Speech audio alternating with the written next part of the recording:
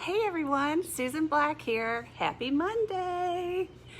I just wanted to come live to you today just to kind of share some things that were on my heart. And I don't want this to come off as complaining or whining, because it kind of is. But I just want to share with you something that's on my heart because I just feel like I just need to get it off my heart. So I was looking through some of my calendar. Can you believe we had a calendar for 2020?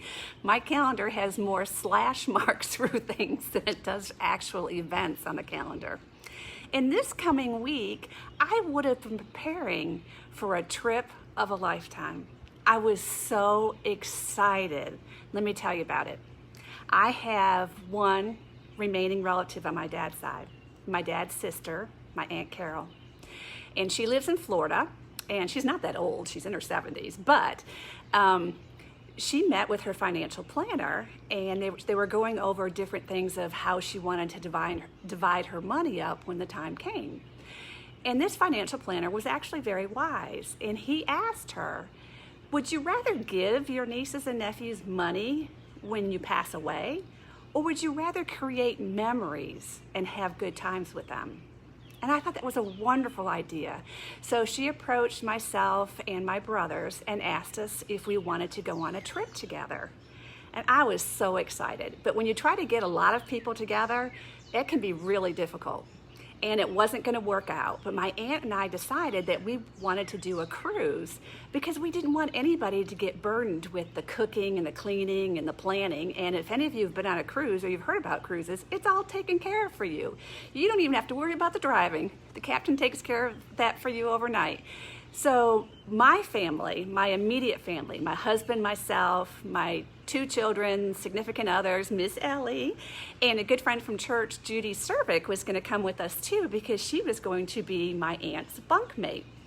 So we had planned a trip to go to Alaska, and we were supposed to leave this coming weekend. And I had planned for that. We had spent hours researching different shore excursions to do. I found hiking boots that I ordered. I found the best wicking socks for hiking.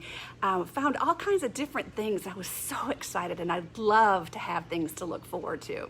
And I was looking forward to it. But then COVID-19 hit. And I understand. I want to keep everybody safe too. So I understand why cruises are canceled. And as a matter of fact, cruises are known as the petri dishes of viruses and things like that. But I knew there was ways that we could protect ourselves. But I know that it is better to protect one person than for me to fulfill my dream of going to Alaska. And maybe it'll still happen. I don't know.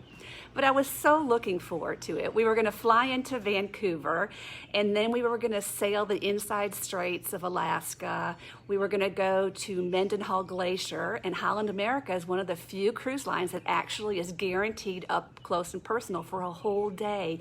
You stay right there at the glacier, and the captain does a 360 with the ship, so everybody gets a phenomenal view.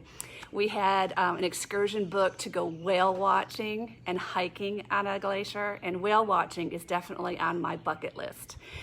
We also had a trip to take a train and a bus tour to the inland areas of Alaska and to the Yukon. We were going to stay 3 days in Denali, and we were going to hike and participate in all kinds of neat activities, and I was so looking forward to it. So I'm feeling a little sad. We're not going. It's been postponed. I hope that maybe we can go next year, but believe it or not, the cruises are $1,000 more for next year.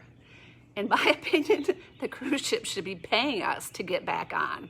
But anyhow, I'm hoping that we'll be able to go next year, but most of you know my husband does have a diagnosis of Alzheimer's disease, which is a challenge to travel anywhere, whether even it's just overnight, if it's someplace even familiar like our daughter's house.